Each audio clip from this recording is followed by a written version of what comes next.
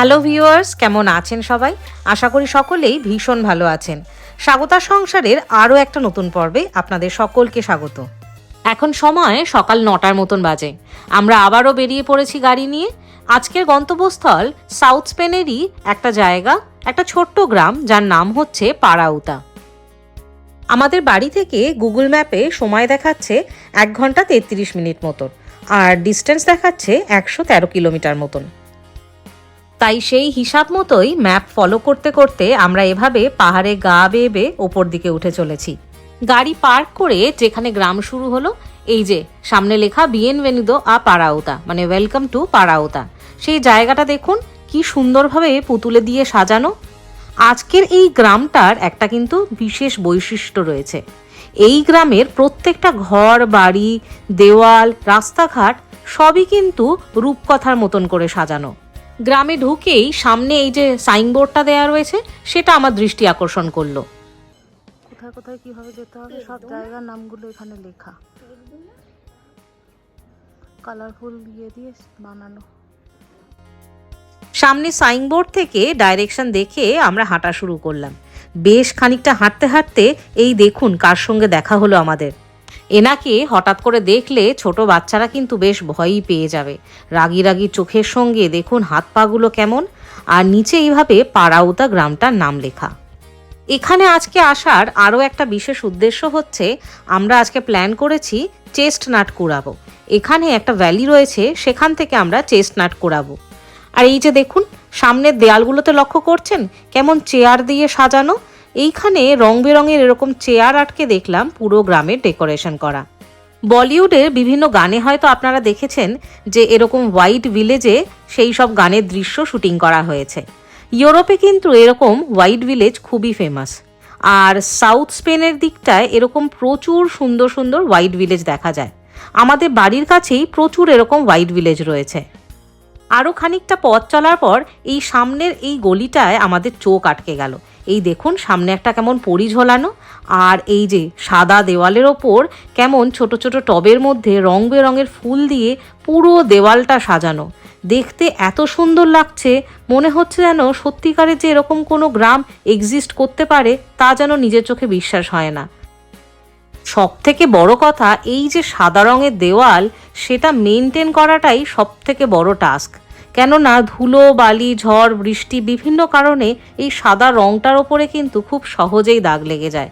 কিন্তু প্রত্যেকটা গ্রামের অধিবাসী দেখুন কেমন সুন্দর তাদের ঘর বাড়ি এবং বাড়ির বাইরের দেওয়ালটাও কত সুন্দরভাবে মেনটেন করে রেখেছে।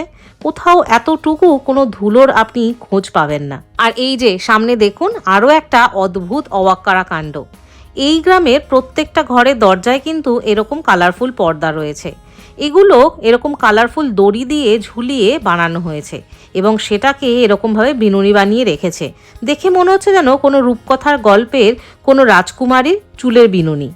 আর এই যে দেখুন সামনের সাইনবোর্ডটা কি অদ্ভুত সুন্দর বানিয়েছে। একটা বড় কাঠের টুকরোর মধ্যে একটা মূর্তি খোদাই করে তার মধ্যে কালারফুল ইঙ্ক দিয়ে লেখা রয়েছে কোন দিকে কিভাবে যেতে হবে। আমরা এই সাইনবোর্ডটা ফলো করেই এখন একটা জঙ্গলের দিকে যাচ্ছি। সেই জঙ্গলটার মধ্যেই মেন অ্যাট্রাকশন শুরু। সেখানে গাছের গায়ে গুঁড়িতে কেটে কেটে নানান রকমের মূর্তি বানানো রয়েছে। আর রয়েছে জেনাল ভ্যালি, মানে যেখান থেকে আমরা চেস্টনাট কুড়াবো আজকে। চলুন তাহলে দেখা যাক আমাদের সামনের পথটা কীরকম দেখায়। আপনারা সকলেই জানেন পুরো ইউরোপে কিন্তু এরকম ওয়াল পেন্টিং বা ওয়াল আর্ট খুবই ফেমাস। আর এই গ্রামটাতে যেহেতু রূপকথার থিমে বানানো সব কিছু, তাই এখানে ওয়াল পেন্টিংটাও কিন্তু একই থিমেতে বানানো রয়েছে।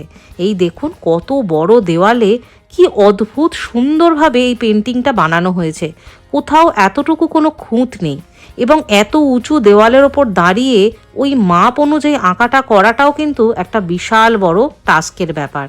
যারা এখন আমার চ্যানেলকে সাবস্ক্রাইব করেননি তারা আমাদের স্পেনে থাকার আর ইউরোপ মহাদেশের নানান রকম দেশে ঘুরে বেড়ানোর মজার মজার ভিডিও দেখতে এক্ষুনি আমার চ্যানেলকে সাবস্ক্রাইব করে নিন।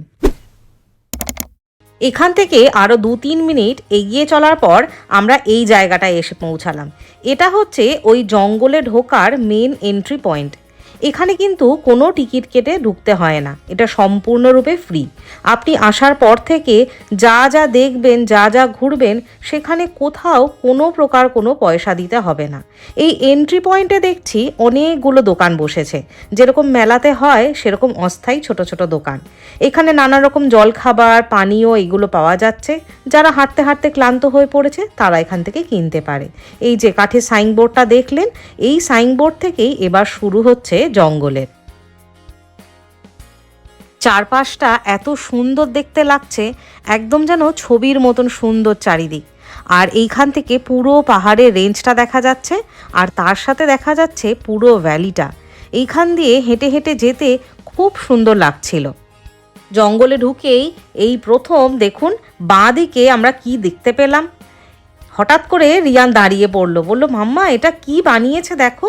এই যে দেখুন গাছের শিকড়গুলোকে কেমন সুন্দর ধাপের মাধ্যমে বানিয়েছে। এইখানে একটা পুরনো গাছ ছিল, সেই গাছের গুঁড়িটার মধ্যে একটা ছোট্ট কোটোর মতন বানানো। আর এইটা দেখুন, এটা তো ভীষণই সুন্দর। দেখতে পাচ্ছেন একটা বয়স্ক মানুষের মুখ বানানো। এই বয়স্ক মানুষের দাড়িটার দিকে একবার খেয়াল করুন। বলুন তো এটা কিভাবে বানানো হয়েছে? হ্যাঁ, ঠিকই ধরেছেন। এই পুরো বয়স্ক লোকের দাড়িটা কিন্তু এই গাছের যে শিকড়টা, সেই শিকড়টাকে কাজে লাগিয়ে তার মধ্যে খোদাই করে আর রং দিয়ে এই পুরো জিনিসটাকে বানানো হয়েছে। দেখুন কি অদ্ভুত সুন্দর হাতের কাজ, তাই না? আর এই যে ভ্যালিতে কেমন সুন্দর পাতার রঙগুলো নানান রকম রঙের হয়ে গেছে। এই সময়টায় এই গাছের পাতাগুলো নানান রকমের রং ধারণ করে, আর সেই জন্যই এই সময়টাতে প্রচুর ট্যুরিস্ট আসে এখানে এই ভ্যালিটা ঘুরতে। আরও একটুখানি পথ চলার পর রিয়ান আবারও এরকম থমকে দাঁড়িয়ে পড়েছে, তার দৃষ্টি সামনের দিকে আটকে। এখানে একটা অদ্ভুত সুন্দর জিনিস দেখতে পেলাম। এটা আসলে একটা কুয়ো। এই কুয়োতে কয়েন দিয়ে তারপর যদি আপনি কোনো মনস্কামনা করেন, সেটা নাকি পূরণ হয়। তাই রিয়ানেরও মনের মধ্যে ইচ্ছা হলো। আমি বললাম, ঠিক আছে, তুমি একটা কয়েন নিয়ে এখানে তোমার সমস্ত মনের কথা বলে দাও। আর কুয়োর নিচে এই জিনিসগুলো আমাদের দৃষ্টি আকর্ষণ করলো। আমরা আমাদের টার্নের জন্য অপেক্ষা করছিলাম। সামনে যারা দাঁড়িয়েছিলেন তারা সরে যাওয়ার পর আমরা এবার আস্তে আস্তে এগিয়ে যাচ্ছি। অনেক দিন পুরনো একটা প্রাচীন কুয়ো, একদমই ছোট্ট, ঠিক কুয়ো বলা যায় না, বানিয়েছে এটা কুয়োর মতনই, কিন্তু জল কিন্তু এখানে এতটুকুই। আর এর মধ্যে প্রচুর কয়েন পড়ে রয়েছে দেখছি। যা যা চাও তুমি ভালো করে মন থেকে উইশ করো।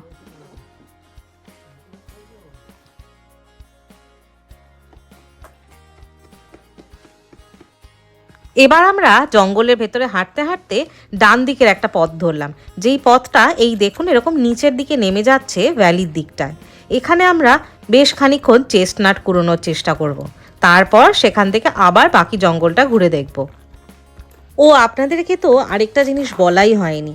এই যে গ্রামটা দেখাচ্ছি আপনাদেরকে, পাড়াউতা, এই গ্রামটার সাইজ কিন্তু খুবই ছোট্ট, একদমই খুবই ছোট একটা পাহাড়ি গ্রাম। এর সাইজ হচ্ছে 44 বর্গ কিলোমিটার। আর আরেকটা জিনিস জানলে আরও বেশি অবাক হবেন, এখানের জনসংখ্যা কিন্তু মোটে 253 জন। এই পুরো গ্রামটাতে 253 জন মানুষই থাকে। কিন্তু এই দেখুন চারিদিক কি সুন্দর মেনটেন করে তারা রেখেছে। গ্রামে ঢোকার পর থেকে আপনাদেরকে যেরকম বললাম যে কোথাও কোনো এন্ট্রেন্স ফিজ আমাদের দিতে হয় না, মানে সম্পূর্ণ বিনামূল্যে আপনি গ্রামটাকে ঘুরে দেখতে পারেন। তারপরেও তারা নিজেদের বাড়ি ঘর কত সুন্দরভাবে মেনটেন করেছে। এই চারপাশে যত গাছ দেখতে পাচ্ছেন, এই সবগুলো গাছই কিন্তু আসলে চেস্টনাট গাছ। এই যে দেখুন মাটিতে কেমন গাছ থেকে খসে খসে বাদাম পড়ে রয়েছে। একটা বাদাম ধরতে গিয়ে ভীষণ জোর কাঁটা খোঁচা খেয়ে গেলাম হাতে। বুঝতে পারিনি যে আসলে বাদামের গায়ে এরকম একটা কাঁটার আবরণ থাকে। বাজারে যেগুলো বিক্রি হয় সেগুলো তো এমনি ধুয়ে মুছে পরিষ্কার করে বিক্রি হয়, তাই এখানে এটা ধরার একটা উপায় বার করতে হবে।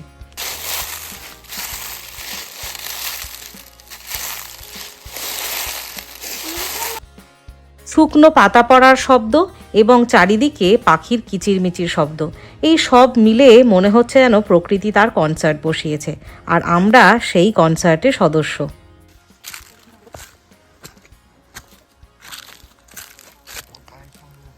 এ দেখো,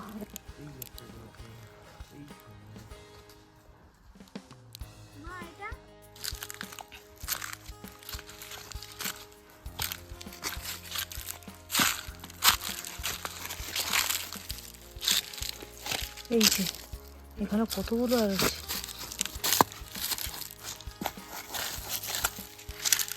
ওরকম না, দুটো পা দিয়ে চেপে নাও, চেপে তাকে ভেঙে ছাড়াও, নাহলেই হাতে কাঁটা ফুটবে।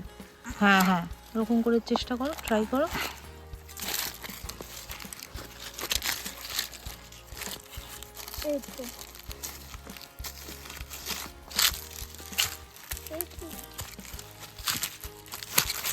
হচ্ছে। হাতে এই কাঁটার খোঁচা খাওয়ার ভয় একটা অভিনব উপায় আমরা বার করলাম। জুতোটা যদিও একটু নোংরা হচ্ছে, তাও এইভাবে পা দিয়ে দিয়ে কাঁটার আবরণটাকে সরিয়ে নিলেই ভেতরের চেস্টনাটটা অনায়াসে বার করে নেওয়া যাচ্ছে।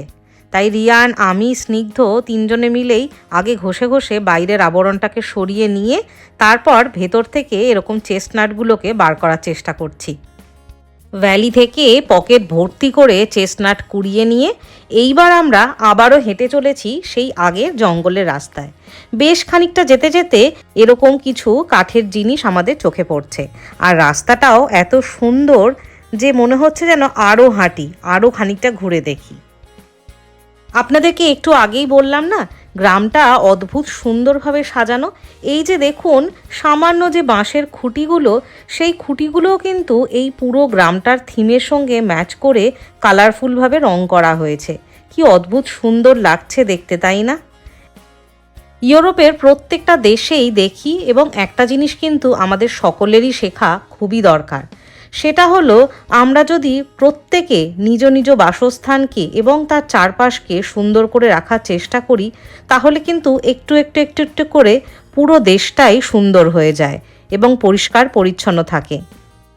যে কোনো দর্শনীয় স্থান বা সরকারি প্রপার্টি হয়তো একবার একটু পয়সা খরচা করে বানিয়ে দেওয়া যায়, কিন্তু তারপর সেই প্রপার্টিটাকে ধরে রাখা এবং দীর্ঘদিন সেটাকে পরিষ্কার পরিচ্ছন্ন রাখা, সুন্দর রাখা, এগুলো কিন্তু প্রত্যেকটা নাগরিকের কর্তব্য। আরও খানিকটা যেতে যেতে এরকম একটা কাঠের গুঁড়ি দেখা গেল, যার ভেতরটা একদম ফাঁপা। তাই রিয়ানের ইচ্ছা হলো ও এই গাছের ট্রাঙ্কটার মধ্যে একবার ঢুকে দেখবে ভেতরটা কেমন। তাই সেই মতন খুব সাবধানে মাথা ঢোকালো। খুব সাবধানে ওখান থেকে বেরিয়ে সে জানালো ও নাকি ভেতরে এক্ষুনি একটা কাঠবেড়ালি দেখতে পেয়েছে। ওর ভেতরে স্কুইরেল ছিল। হ্যাঁ, ও আমাকেও মারছিল। খুব এবারে রিয়ান একদমই টায়ার্ড হয়ে গেছে, ওর আর পায়েতে জোর নেই, তাই এখানে একটা বেঞ্চে এসে বসে পড়েছে। এই বেঞ্চটা আপনাদেরকে একটু কাছ থেকে দেখাই। দেখুন বেঞ্চটাও কত সুন্দরভাবে তৈরি করা, একদম এই গ্রামের থিমেই কাঠ কেটে তার উপরে লাল রং করে বানানো একটা কাঠের বেঞ্চ। রিয়ান যেহেতু খুবই ক্লান্ত হয়ে গেছে, আর এগোতে পারবে না বলছে, আর তাছাড়া আস্তে আস্তে বিকেল গড়িয়ে ঝপ করে সন্ধে নেমে আসতে পারে, সেই জন্য আমরা আর জঙ্গলের ভেতরে এগিয়ে না গিয়ে ব্যাক করে যেখান থেকে যাত্রা শুরু করেছিলাম সেই দিকে এগোনো শুরু করলাম। এই দেখুন সমস্ত লোকজন কিন্তু এবার আস্তে আস্তে ফিরে যাওয়ার চেষ্টা করছে, কারণ জঙ্গলের মধ্যে ঝপ করে যেন সন্ধেটা নেমে আসে। তাই জন্য সন্ধে হওয়ার আগেই সবাই চেষ্টা করছে জঙ্গল থেকে বেরিয়ে যাওয়ার। যেতে যেতে এই বাড়িটা দেখে আমি 2 মিনিটের জন্য দাঁড়িয়ে পড়লাম। দেখুন কত সুন্দর একটা বিশাল বড় গোলাপ ফুলের গাছ, আর তাতে গাছ ভর্তি ফুল হয়ে রয়েছে। এই বাড়ির লোকজন কত সময় এর পেছনে খরচা করে এই বাড়িটাকে সুন্দর রাখার জন্য, সেটাই আমি ভাবছিলাম আর চিন্তা করছিলাম যে এতটা সময় যদি আমরাও বার করে নিজেদের বাড়িঘরকে দিতাম, তাহলে হয়তো আমাদের বাড়িও এরকম রূপকথার মতনই সুন্দর দেখতে লাগতো। যাই হোক, আমরা হেঁটে হেঁটে পার্কিংয়ের কাছে পৌঁছে গেলাম, আর সেখান থেকে রওনা দিলাম এখন আমাদের ঘরের উদ্দেশ্যে, মানে স্পেনের মালাগা শহরের উদ্দেশ্যে। আজকে রূপকথার রাজ্যের এই অদ্ভুত গল্পটা কেমন লাগলো অবশ্যই আমাকে কমেন্ট করে জানাবেন। আর ইউরোপ মহাদেশের অন্য আর কোন কোন দেশ আপনারা ঘুরে দেখতে চান সেটাও আমাকে কমেন্ট করে জানাবেন। আমি চেষ্টা করব আগামী পর্বে আপনাদেরকে সেই দেশগুলো ঘুরে দেখানোর। যদি আজকের পর্বটা ভালো লেগে থাকে তাহলে অবশ্যই একটা লাইক করবেন আর আমার চ্যানেলকে সাবস্ক্রাইব করবেন। তাহলে দেখা হচ্ছে আগামী পর্বে নতুন কোনো জায়গার গল্প নিয়ে। সবাই ভালো থাকবেন, সুস্থ থাকবেন।